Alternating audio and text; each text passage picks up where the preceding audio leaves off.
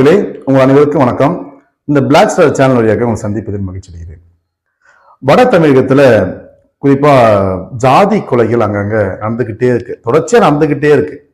ஒரு பையன் படிக்க போறான், செல்லதுரன்னு சொல்ற ஒரு தம்பி படிக்க போறான். நீ ஏன் நல்லா படிக்கிறேன்னு சொல்லிட்டு அந்த சக மாணவர்களே வந்து என்ன செய்யறாங்க, அந்த தம்பியை வந்து வீட்டுல வந்து வெட்டிட்டு போறாங்க. அதான் பார்த்தோம். அது சம்பந்தமா ஒரு பதிவு ஒன்று போட்டோம். அதே மாதிரி அந்த தம்பியை நல்ல மார்க் எடுத்திருக்கிறான். சரிங்களா? ஓகே. அடுத்தது பாத்தீங்கன்னா தீபக் ராஜான்னு சொல்லிட்டு 32 வயது தக்க ஒரு இளைஞர், பசுபதி பாண்டியனுடைய ஆதரவாளர் சொல்றாங்க. அவர் இறந்த பிறகு அந்த பாண்டியனை எடுத்து தன்னுடைய பெயருக்கு பின்னாடி தீபக் பாண்டியன் சொல்லிட்டு பேரை மாத்திட்டு இருக்காரு. அவர் எல்எல்பி முடிச்சிருக்காரு. இன்னொன்னு பாத்தீங்கன்னா அவர் மீது வந்து ஒரு 27 வழக்குகள் இருக்குன்னு சொல்றாங்க. பெரிய தப்பு. நல்லா படிச்சிருக்கீங்க, தன்னுடைய கல்வியின் மூலமா நீங்க வந்து பெரிய மாற்றத்தை கொண்டு வரலாம், என்ன வேணாலும் பண்ணலாம். படிக்காத ஒரு காமராஜர் தான் படிப்பை உணர்ந்து தமிழகம் முழுவதும் ஏராளமான ஆயிரக்கணக்கான பள்ளிக்கூடங்கள் கட்டியவர். படிக்காத நம்முடைய கலைஞர் தான் வந்து இன்னைக்கு எப்படியெல்லாம் மாணவர்கள் வந்து முன்னேற்றணும், வேலை வாய்ப்பு கொடுக்கணும், ஐடி போன்ற நிறுவனம்லாம் கொண்டு வந்தது வந்து நம்முடைய கலைஞர் அவர்கள். அப்போ நீங்களாம் படிச்சிருக்கீங்க, படிச்சு அந்த கல்வியின் மூலமா நீங்க என்ன செய்யலாம், விழிப்புணர்வு கொடுக்கலாம். சாதி மதத்துக்கு எதிராக விழிப்புணர்வு கொடுத்து அங்க இருக்க இளைஞர்களை வந்து வேற மாதிரி திசையை கொண்டு வந்து, நாமெல்லாம் வந்து சாதி மதத்தை கையில எடுத்தோம்னா படிக்க முடியாது, வேலைக்கு போக முடியாது, குடும்பத்தை பார்க்க முடியாது, நிம்மதியா வாழ முடியாதுன்னு சொல்லிட்டு அந்த ஒரு கான்ஃபிடென்ட் அவங்க வந்து கொடுத்துருக்கணும். ஆனா அதை விட்டுட்டு ரவுடிஸ்ட கொடுக்குறாங்க. நான் வந்து தீபக் பாண்டியனோ இன்னும் பலதரப்பட்ட சில சொல்லவே இல்லை, பொதுவாக நான் சொல்றேன் நான். ஏன்னா வாழும் அந்த கொஞ்சம் காலத்துல வந்து நான் நிம்மதியா வாழும் ஒவ்வொரு இளைஞர்களையும் கொஞ்சம் சிந்தித்து பாருங்க. நாம் ஏதோ வந்து இன்னைக்கு இருக்கிற காலகட்டத்தில் வந்து நாம எல்லாம் வந்து ஒரு எதுவாலும் பண்ணலாம், 2 பேரை வெட்டினா பேர் ரவுடி எல்லாம் நிச்சயமா சொல்றேன். அவங்க கூட கொஞ்சம் பேசி பாருங்க. அந்த ரவுடிஸ் எல்லாம் வந்து 2-3 கொலை பண்ணிட்டு வாழ்ந்துட்டு இருக்காங்கல்ல, மறைந்து வாழ்றாங்கல்ல, அவங்கள போயிட்டு பேட்டி எடுத்து பாருங்க, பேசி பாருங்க. ரொம்ப கொடுமையா இருக்கும். நிம்மதியா வீட்டை போயிட்டு உட்காந்து சாப்பிட முடியாது, மனைவி கையில சாப்பிட முடியாது, குழந்தைங்களோட பேச முடியாது. பயந்து எப்ப எந்த சைடு வருவாங்க, யார் வெட்டுவாங்க, எப்ப போலீஸ் வரும்னு சொல்லிட்டு பயந்து பாதுகாப்பு செத்தே போயிடுவான். கத்தி எடுத்தவன் கத்தியாலே செத்து போயிடுவான். அதுக்கு சிறந்த எடுத்துக்காட்டு ரவுடிகள் தான். சரிங்களா? இப்போ பாருங்க, தீபக் பாண்டியன் கூட பாருங்க, நல்லா படிச்சிருக்காரு. 32 வயது நிரம்ப ஒரு யங்ஸ்டர், ஒரு 3 டிஸ்ட்ரிக்ட்லயும் நல்ல ஒரு பேர் கொண்டவர், எல்லா நல்லது கெட்டது எல்லா நிகழ்ச்சியிலும் கலந்துட்டு இருக்காரு. ஆனா அவர் வந்து ஸ்டாண்ட் எடுத்திருக்காரு, நல்லா படிக்கணும், எங்க போனாலும் படிக்கணும்னு சொல்லிட்டு தான் அப்படி நல்லா பேசக்கூடிய ஒரு நபர் நினைக்கிறேன். மைக்கெல்லாம் பிடிச்சா நல்லா பேசுவார் நினைக்கிறேன்.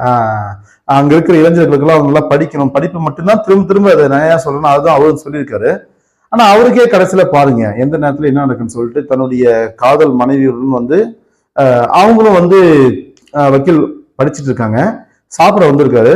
அந்த பொண்ணு கூட 2 பேர் வந்திருக்காங்க, 3 பேர்ல சாப்பிட்டுருக்காங்க. இவர் கார்ல வந்து உள்ள போறதுக்கு வெயிட் பண்ணிட்டு இருக்கிறப்பாரு அந்த நேரத்துல வந்து சுத்து போட்டு கொடூரமா வெட்டி சாவடிச்சிட்டாங்க. ஏன் இந்த பதிவுனா, இனி மேல் இது மாதிரி ஒரு பதிவுகள்லாம் இது மாதிரி வந்து கொலைகள் நடக்கக்கூடாது சொல்லிட்டு தான் இந்த பதிவு. ஏன்னா இன்னைக்கு சாதிக்காக கொலை செஞ்சுட்டு போன கோகுல்ராஜ் கொலை வழக்கு கொண்ட யுவராஜ் போன்ற நபர்கள்லாம் பாத்தீங்கன்னா நீங்களே பார்த்துருப்பீங்க. இன்னைக்கும் என்ன செய்யறாங்க, போயிட்டு ஜெயில களி சாப்பிடணும், களியோ கஞ்சோ கூடோ நல்ல பிரியாணி ஏதோ ஒண்ணு, நிம்மதி இருக்க கிடையாது இல்ல. அதே மாதிரி உடுமலை சங்கர் கௌசல்யா, அதே மாதிரி வந்து இளவரசன் திவ்யா, ஒரு ஊரே எரிச்சிட்டாங்க. அதெல்லாம் வந்து பாத்தீங்கன்னா சாதி மதத்துக்கு உண்டான ஒரு உச்சகட்ட வெறி தான் இத்தனை பேருடைய உயிர் போயிருக்கு. ஏன்னா நம்ம வாழும் காலம் கொஞ்ச காலம் அதை ஒரு நிம்மதியா வாழணும்னு சொல்லிட்டு தான் எல்லா பெரியவர்கள், படித்தவர்கள், மெத்தை படித்தவர்கள் எல்லாருமே சொல்லிட்டு போயிருக்காங்க. அதுக்காக தான் நம்முடைய முன்னோர்கள் வந்து செக்கு எடுத்து நம்ம சுதந்திரம் வாங்கி கொடுத்துருக்காங்க. சுதந்திரத்தை வந்து சரியான முறையில் நம்ம வந்து இன்னும் பயன்படுத்தாத சாதி மதத்தை வந்து ஆள சொல்லிட்டு நம்ம வந்து பின்னாடி இருந்துட்டு இருக்கோம். அதே மாதிரி இந்த கழுத்து ஃபுல்லா செயின் போட்டுக்கிட்ட ஒரு பொம்பளை மாதிரி வச்சுக்கிற ஒரு அரி நாடார்னு சொல்லிட்டு தன்னுடைய பெயருக்கு பின்னாடி சாதி பேரை சொல்லி சுத்திக்கிட்டு இருக்கு. அவங்களாம் பிடிச்சி உள்ள பண்ணணும். அதே மாதிரி சாராயம் வித்துட்டு உள்ள போறாங்கல்ல, டக்குனு பெயில் கொடுக்காதீங்க. கஞ்சா வித்துட்டு உள்ள போறாங்க, பெயில் கொடுக்காதீங்க. சட்டத்தை கொஞ்சம் கடுமையாக்குங்க.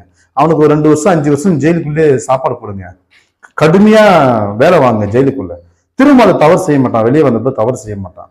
தயவு செய்து தமிழக அரசாங்கமும் சரிதான், இதை வந்து ஒரு ஒரு ஒரு சட்டங்களை வந்து கடுமையாக்க முயற்சி செய்யுங்க. அதனால நீங்க தப்பா எடுத்துக்க வேண்டாம், சரிங்களா? ஏதோ திமுக அரசுக்கு எதிராக வந்து நம்ம வந்து செயல்பட சொல்லி தவறா எடுத்துக்க வேண்டாம். நல்ல ஆட்சி நடத்திட்டு இருக்கீங்க, நல்லா இருக்கு. ஆனா அந்த கொஞ்சம் அந்த கஞ்சாவையும் அந்த சாராய பொன்னிகை அது மாதிரி அதெல்லாம் வந்து கொஞ்சம் கட்டுப்படுத்திட்டோம்னா நல்ல ஒரு பெயர் கிடைக்கும். தயவு செய்து படிங்க, நல்லா படிங்க. புரட்சியாளர் டாக்டர் பி.ஆர். அம்பேத்கர் அவர்கள் ரொம்ப ரொம்ப வறுமையில பிறந்து பார்த்தா தீட்டு தொட்டா தீட்டு உட்கார வைக்க மாட்டாங்க, ஒரு மூலையில சாக்குல உட்கார வைப்பாங்க. அத மாதிரி இருந்து காலகட்டத்துல படிச்சு இன்னைக்கு உலகமே போற்றக்கூடிய அளவுக்கு 21ஆம் நூற்றாண்டுடைய சிறந்த ஒரு தலைவரா இன்னைக்கு வந்திருக்காருன்னா அவருடைய கல்வி மட்டும்தான். அவர் வந்து எங்கேயுமே வந்து கத்தி எடுக்கல, எங்கேயுமே போட சொல்லல, எங்கேயுமே சண்டை போட சொல்லல. அவர் கடைசி வரைக்கும் படிக்க சொன்னார். படிச்சா அவனுடைய வாழ்க்கை நல்லா இருக்குன்னு சொன்னக்கூடிய புரட்சி டாக்டர் பி.ஆர். அம்பேத்கரை எல்லாரும் அவரை நினைச்சு பாருங்க. நம்மளுக்கு இன்னைக்கு வந்து பாதைகள் இருக்கு, சாலைகள் இருக்கு, படிக்க புத்தகம் கொடுக்குறாங்க, பேனா கொடுக்குறாங்க, நோட்டு கொடுக்குறாங்க, உடைகள் கொடுக்குறாங்க, செருப்பு எல்லாமே கொடுக்குறாங்க. நம்மளுடைய வேலை ஒன்னே ஒன்று படிப்பு மட்டும்தான். எப்பெல்லாம் படிப்பெல்லாம் மறுக்கப்பட்டதோ அப்பெல்லாம் சிறப்பா படிச்சுதான் இன்னைக்கு எல்லாம் பெரிய ஆளா வந்திருக்காங்க. இங்க எல்லாம் கொடுத்தோம், இன்னைக்கு நீங்க சாதியும் மதத்தையும் கையில் எடுக்கிறீங்க.